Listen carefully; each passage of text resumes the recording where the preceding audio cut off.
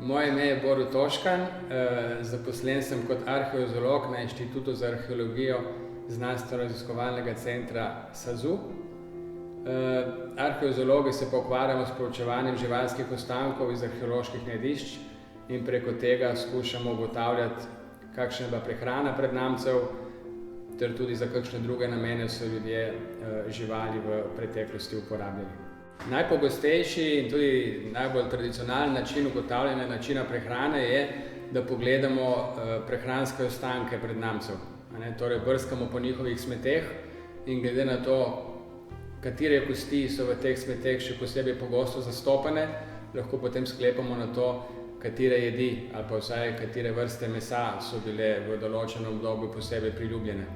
Če dobimo veliko kosti goveda, potem sklepamo na priljubljenost govedine, če dobimo veliko kosti divjadi, potem je bil očitno lov pomembnejši od živinoreje.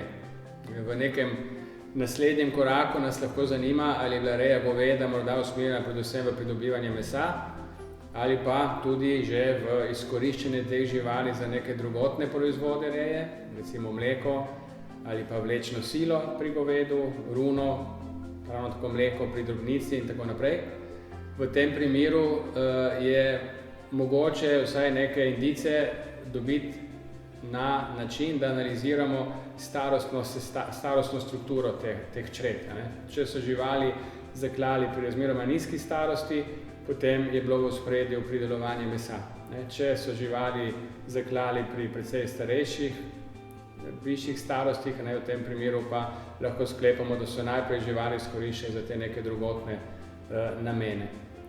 Najbolj nov in sofisticiran način za iskanje odgovorov na to vprašanje pa je, da pogledamo kemijsko sestavo kosti, ker v tej kemijski sestavi se odraža dejansko prehrana posameznika in kolikor analiziramo človeške kosti, lahko na ta način dobimo vpogled v to, kolikšen delež je bila rastlinska in kolikšen živalska hrana in potem tudi znotraj teh dveh skupin, koliko divjadi, koliko domačih živali ali pa koliko katerih vrst rastlin.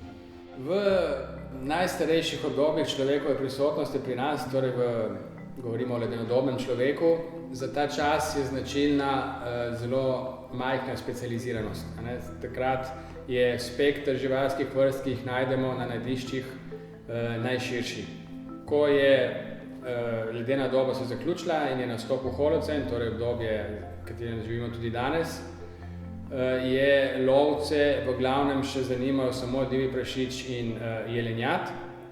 Z nastopom mlajše kamene dobe pa se začenjajo pojavljati domače živali, drobnica, govedo, divji prašič, šele kasneje konj.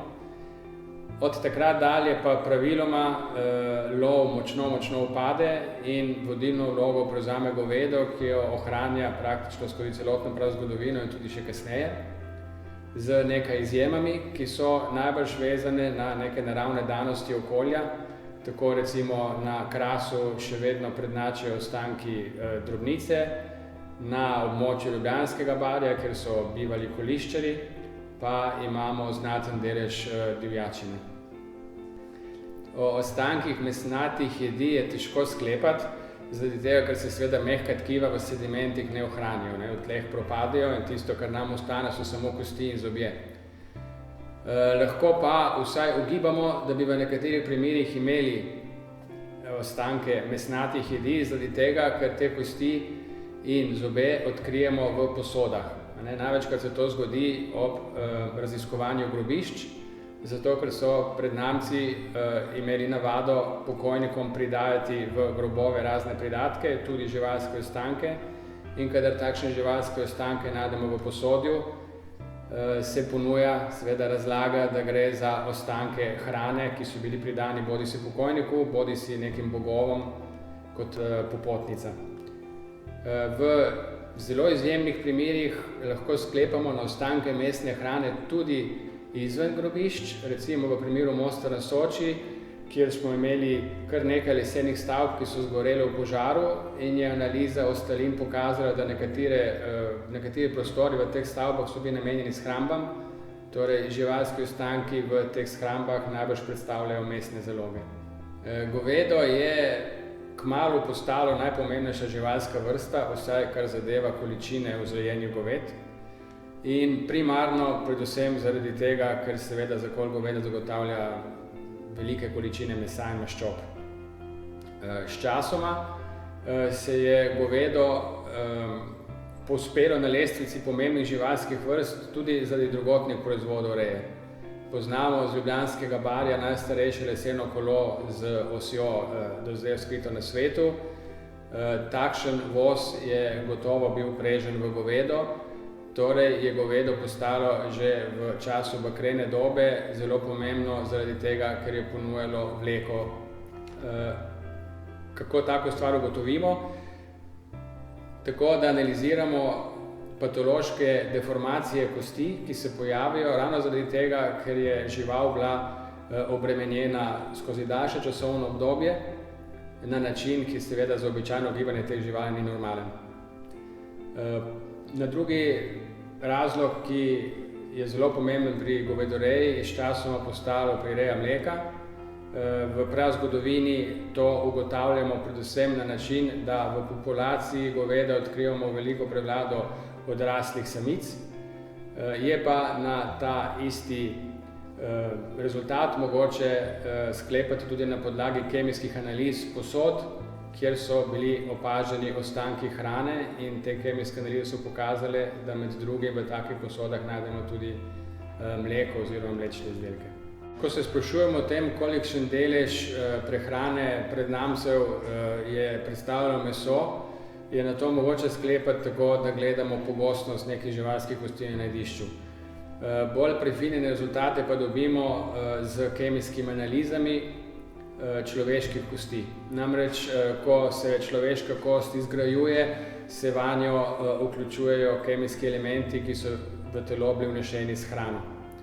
In ker se kemijski elementi, ki jih najdemo v živalski prehrani, v živalih razlikujejo od tistih, ki jih najdemo v rastlinah, je iz takšnih zapisov mogoče sklepati na to, kolikšen delež prehrane prednamcev so predstavljale rastline in kolikšen delež živali.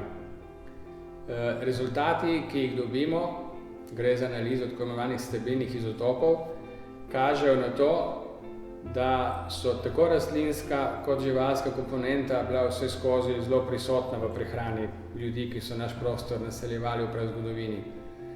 Tisto, kar je po svoje presenetljivo, je to, da recimo analize človeških ostankov iz grobov iz 3. tisočletja pred Kristusom kažejo na bistveno večji delež živalske komponente v prehrani kot analize človeških ostankov mlajših osebkov. Ali to morda pomeni, da je človek sčasoma manj užival meso kot predtem, je ena od možnosti, po drugi strani je pa tudi treba upoštevati, da imamo zaenkrat še zelo majhen vzorec tovrstnih analiz in da je treba seveda počakati na to, da se ta nabor poveča, potem bo tudi slika bolj verodostojna.